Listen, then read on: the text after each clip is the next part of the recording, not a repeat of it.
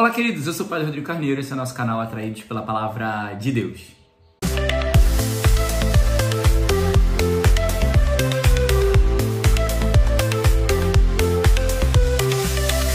Bem, então seja muito bem-vindo, você que está chegando a primeira vez aqui no nosso canal. Seja também muito bem-vindo você que já é um atraído pela Palavra de Deus. É uma alegria, é uma satisfação muito grande ter você aqui e poder partilhar a palavra contigo, poder te ajudar a conhecer um pouco mais da Palavra de Deus, poder viver esse ambiente, esse universo que a palavra proporciona para cada um de nós.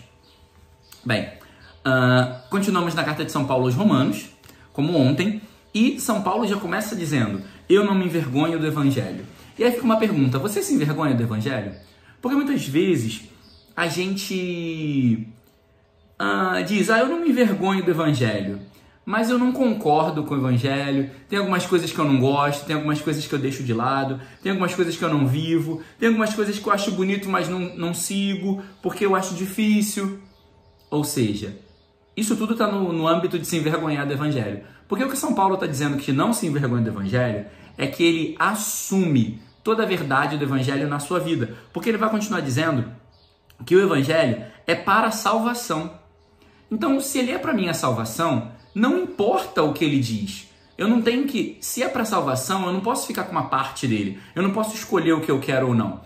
Por exemplo, eu cresci com a minha mãe sempre me dizendo que tudo que amarga cura, tudo que aperta segura. Porque não importava se o remédio era ruim, mas que ia ajudar a ficar bom. Não importava se era difícil, às vezes era um comprimido muito grande, alguma coisa assim. Não importava, porque ia curar. Então, ou seja, não importa o que o Evangelho está dizendo. O que importa é eu assumi-lo como um projeto de salvação para a minha vida, como um caminho de salvação. Não importa se o caminho para chegar no fim é difícil, é árduo. O que importa é o objetivo final. Então, o Evangelho ele não é para ser picotado. Eu quero só essa parte. Não, essa frase do Evangelho mexe com o meu coração. Mas essa é a outra, não. Ou eu quero o Evangelho por inteiro, ou eu assumo o Evangelho por inteiro como uma verdade na minha vida, ou eu não assumo. A mesma coisa. Eu amo a Jesus, mas eu não quero cruz.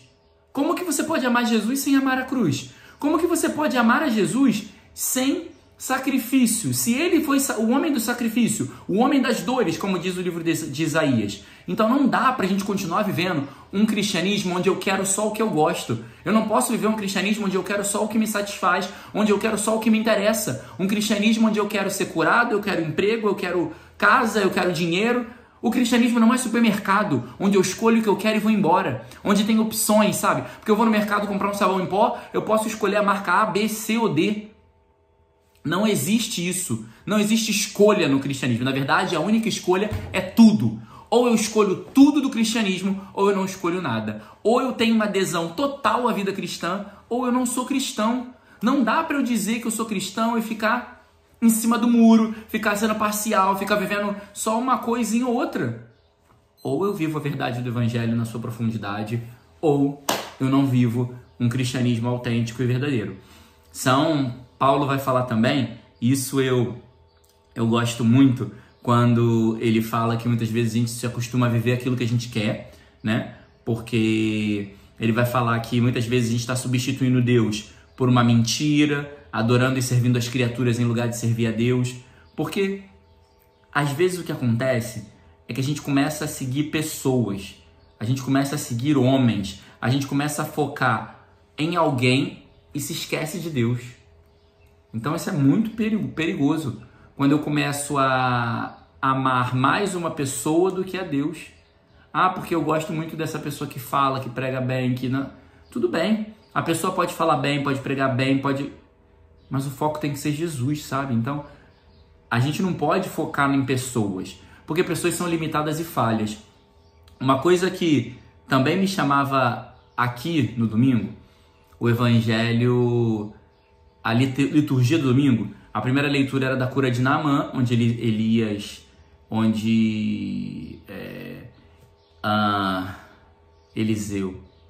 Eliseu não sai para curar Naamã. E também Jesus diz para os leprosos: vão ao sacerdote. Diferente daí do Brasil do domingo. Se eu não me engano, ontem eu citei isso também, esquecendo que as liturgias foram diferentes no domingo. E aí, me chamava a atenção que Jesus não se aproximou deles de longe e falou: vão ao sacerdote. Eliseu não foi falar com Naamã e mandou ele ir ao lago. Por quê? Porque ambos tinham a convicção de que eram apenas instrumento. E que a graça de Deus somente atravessa um instrumento. Talvez se Jesus tivesse feito alguma coisa, eles poderiam se apegar mais a Jesus. Talvez se Eliseu tivesse tocado em Naamã, Naamã ia ficar apegado a Eliseu. Naamã ia ficar apegado a Eliseu. Então, isso é muito perigoso. E a gente se apegar às pessoas, porque as pessoas são falhas e erram. Então, se eu me apego a uma pessoa e aquela pessoa que eu estou apegado, ela vai embora ou ela erra, o meu mundo acaba. Mas se o meu foco está em Deus, não importa o que aconteça, porque eu estou em Jesus e isso me basta. Então é isso que a gente tem que pensar. É não acreditar em mentiras e pessoas, mas focar no Senhor, os olhos em Jesus. Não importa quem está conduzindo. Não importa quem está conduzindo o barco. O que importa é para onde eu estou indo. Entende? É para onde eu quero chegar.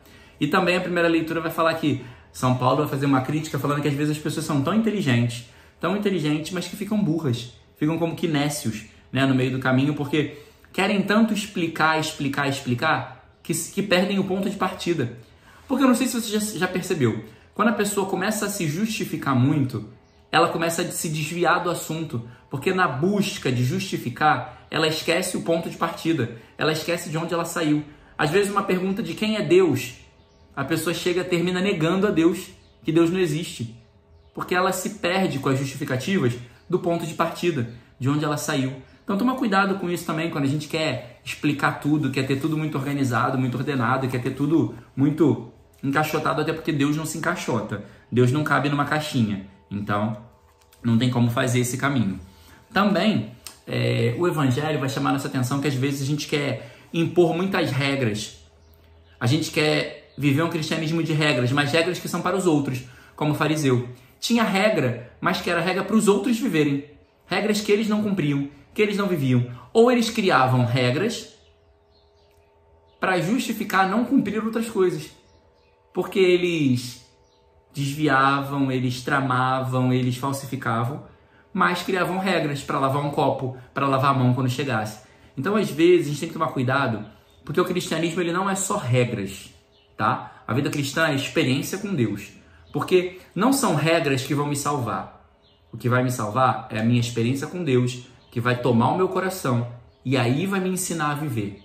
Então, o cristianismo não é só feito de regras, não é só feito de sim ou não. O cristianismo é feito de experiência com Deus e é a experiência que muda a minha vida, é a experiência que me transforma. Então, toma cuidado para que você não viva somente de regras. Não posso, não posso, não posso.